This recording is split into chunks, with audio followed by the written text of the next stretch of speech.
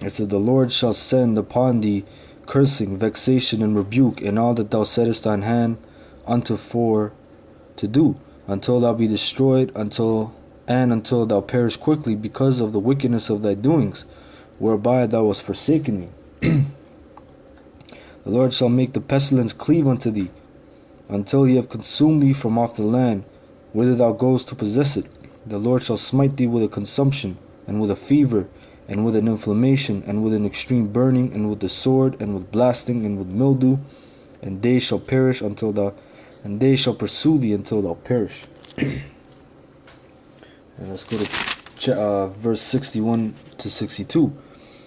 Also, every sickness and every plague which is not written in the book of this law, them will the Lord bring upon thee until thou be destroyed, like smallpox. All these different diseases, man. There's a lot of diseases, man. Measles, the common cold, the fever, alright? And ye shall be left few in number, whereas you are as the stars of heaven for multitude, because thou wouldest not obey the voice of the Lord thy power. We just read half the Cherokees, 50% of the Cherokees' numbers gone. Whole tribes totally destroyed, man. Alright. Now let's go to page 90 in the same book, American Indian. Okay. And it says, page 90, the irony of the situation was that the United States, though moving rapidly in 1789 toward a policy of peace and absorption, found it necessary to wage a 5-year Indian war, for which she had not the slightest desire. The Indians by 1789 were actively resisting the American advance. They did not want to yield any land beyond the Ohio, either by war or purchase, and America would have to wage a successful campaign before she could put her desired policy into effect. General Hosea Harmer's defeat in 1790 made another campaign essential, and in 1791 St. Clair was sent into the Indian country. Secretary of State Thomas Jefferson expressed the position clearly in April 1791 when he said, before St. Clair's expedition, that I hope we shall drub the Indians well this summer and then change our plan from war to bribery. These bunch of fucking devils, man. All talking about Thomas Jefferson, one of the founding fathers, man. He's a fucking devil, man. He's a fucking piece of shit. Alright? That's what they did. They changed their plan from war to bribery. Bunch of damn cowards, man. Alright, and that was it on that. Alright, so now I'm going to show you information dealing with the North American Indians. How there's records found among them that they keep Hebrew customs and whatnot. Alright, so let's go to Deuteronomy chapter 33, verse 20 to 21.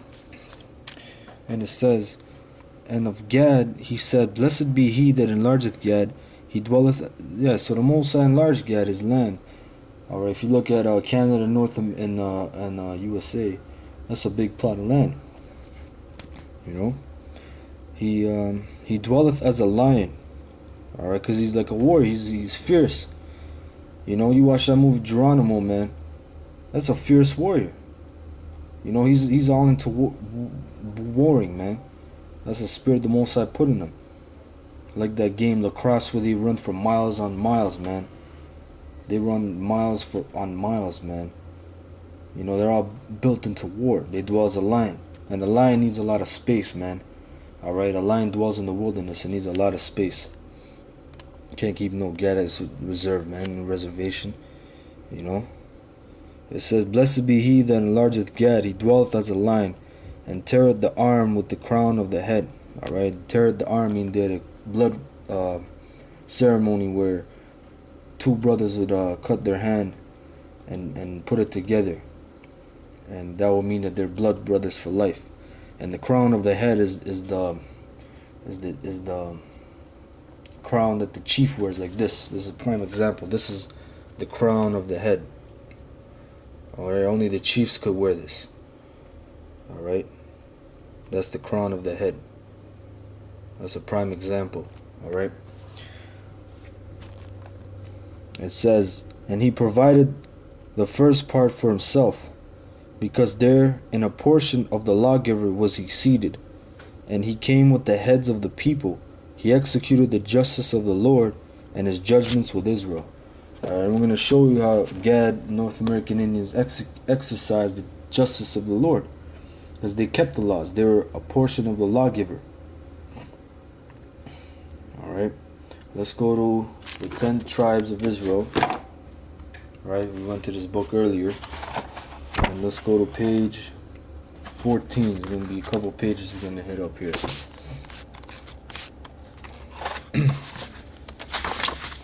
This is page 14.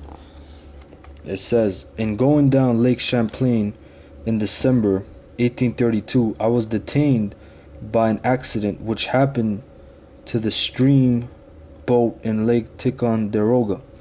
There I discovered near a small village Hebrew letters on the rocks.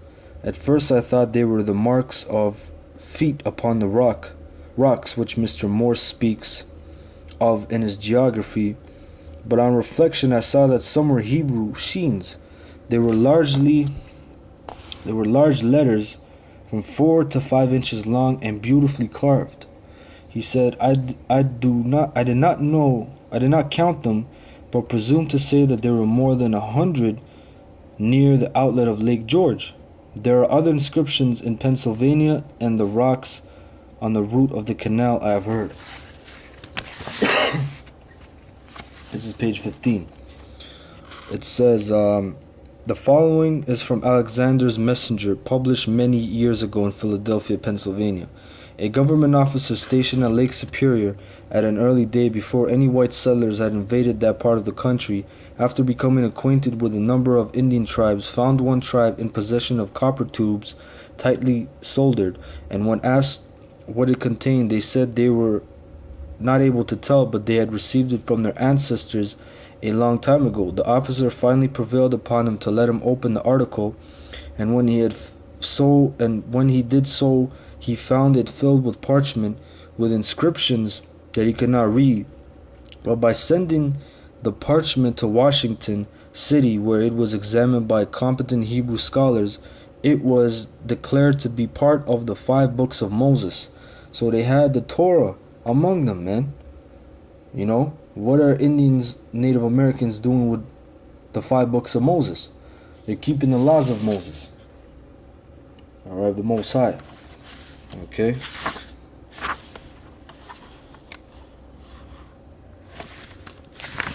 Alright, and let's go to page 81.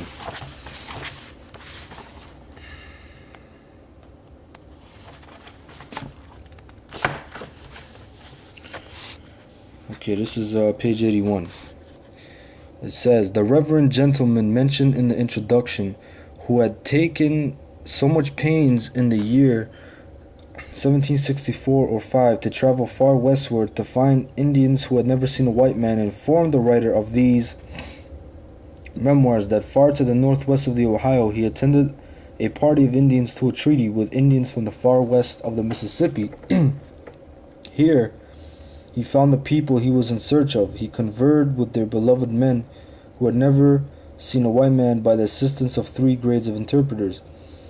The Indian informed him that one of their most ancient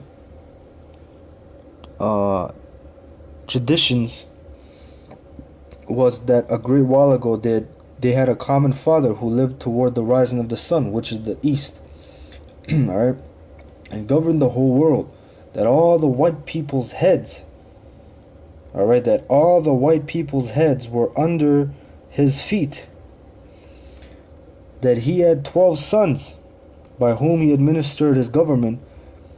There's 12 sons of Jacob, 12 tribes of Israel, that his authority was derived from the Great Spirit by virtue of some special gift from him, that the 12 sons behaved very bad and tyrannized over the people, abusing their power to a great degree, so as to offend the Great Spirit exceedingly. Thus he, being thus angry with them, suffered the white people to introduce spirituous liquors among them, made them drunk, stole the special gift of the Spirit among them, and by this means usurped the power over them. And ever since, the Indians' heads were under the white people's feet.